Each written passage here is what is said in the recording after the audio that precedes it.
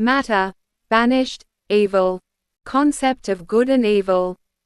BD0574 from September 7, 1938, taken from book number 12. All protection from above is granted to you, for like you, countless spiritual beings are struggling for the souls of the children of earth. A spiritual resistance opposes them, and to break this power requires much effort and patience.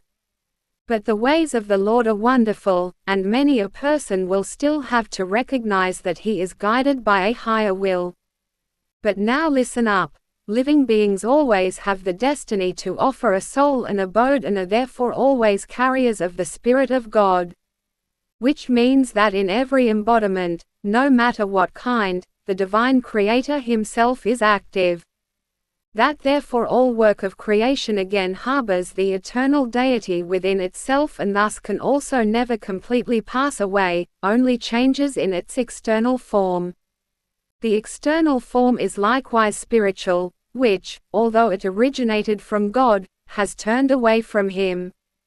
And this spiritual substance was banished into form, which is now subject to perpetual change and transformation through millennia. In order to slowly return the spiritual substance within itself to the eternal deity, so that after an infinitely long time it can leave the banished state and develop into active spiritual beings in living beings.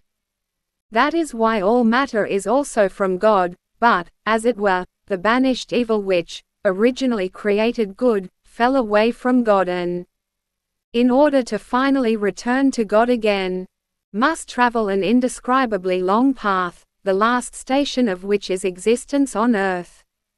Thus the concept of good and evil will perhaps be incomprehensible to you at times, since everything is from God and should therefore only be good, but the original spirits created by God had free will just as much as God Himself, and this brought about the apostasy.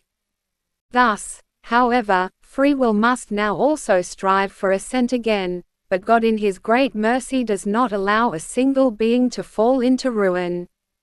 Although the path of return is unspeakably difficult and arduous, such a measure of grace is nevertheless accessible to it through the embodiment on earth that it can easily reshape itself into the highest being of light if only it has the will to do so. But precisely this will is often sluggish and misses so many opportunities to mature the soul. And evil also lures the human being downwards, so that he really has to wage a battle if he wants to achieve victory over evil. Over matter. Amen.